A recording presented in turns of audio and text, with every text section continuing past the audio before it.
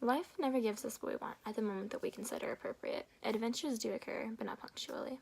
This quote was my favorite because it relates a lot to how the characters behave during this time period, and how they make decisions and take risks that aren't really considered appropriate. For example, during a conversation between Dr. Azus and Cecil Fielding, towards the end of the book, the men are talking about how they want to continue their friendship. But because of the segregation going on between the British and the Indian, the two men know that that wouldn't be appropriate, even though, like, they want to. For my book talk, I read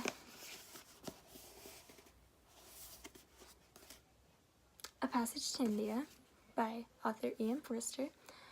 My book is fictional literature and has 362 pages. A Passage to India takes place during the early 1910s and 1920s.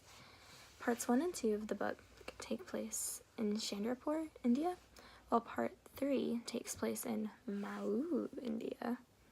Don't know how to pronounce that word. The main characters in the book are Dr. Azus, Cecil Fielding, Mrs. Moore, Mrs. Moore's son, Ronnie Heaslop, and Adelia Quested. Dr. Azus is an Indian doctor in Chandrapur who is very intelligent and passionate about what he believes in. Cecil Fielding is the British principal of Government College. He is sympathetic towards the Indians, and he is very independent.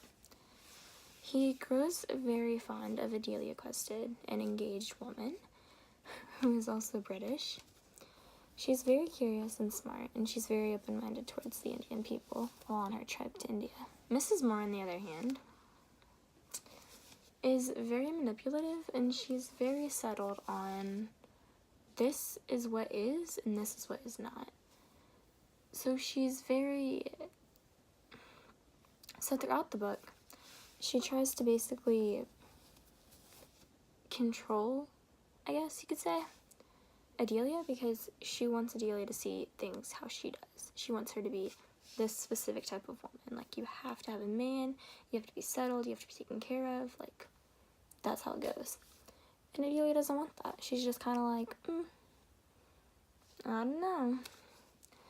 But at the time of the trip, Adelia is technically engaged to Mrs. Moore's son, Ronnie Heaslop. But I mean, he's like, kind of comes off as rude anyway. So, honestly, the tea is that Adelia could do so much better than him. In a story full of segregation, manipulation, judgment, and journey, possible friendships and relationships are tested when a person's nationality becomes more important than their emotions. Mrs. Moore and her soon-to-be daughter-in-law, Miss Adelia Quested, traveled to Chandrapur, India. The British government treat their Indian people unfairly, and on their trip, Miss Adelia develops high hopes of seeing Indian people in a different light. Mrs. Moore's main purpose for this trip, though, is to encourage Adelia to go through with her marriage to her son, Ronnie Heaslop. At a party hosted by Mr. Turton, the girls meet two men, Dr. Azus and the principal of the government college, Cecil Fielding. Dr. Azus and Mrs. Moore instantly headed off, and eventually Fielding invites the girls and Azus to his tea party, at which the group found it hard to connect and find commonalities among each other. However, Azus convinces the group to take an explorative trip to the Maribor. Once reaching their destination, the friends decide to have a nice, peaceful picnic. Following this picnic, the group of friends faced an unpleasant situation that separated them for years. Azus and Fielding are finally reunited, but the hate that the British hold for the Indian people has not yet subsided. When the characters go through hardships and learn lessons about doing what is considered right and sticking up for others, what will come of this? Will they decide that romantic relationships are worth more than friendships? Will Dr. Azus and Cecil Fielding be able to make it work? Or will the long-lasting feud between the British and the Indian continue to keep them apart? The theme of the book is change versus tradition. I said this because throughout the book, unlikely friendships are formed between the Indian people and the British people, and the government tries their hardest to keep them separated because of the fact that the government just does not like the Indian people. Lessons that were learned in this book were just when you're choosing to be happy, it's okay to take into account of what other people expect from you, But you also have to realize that if you want to look back on a life that you're going to be proud of, you have to take into consideration of what you want as well.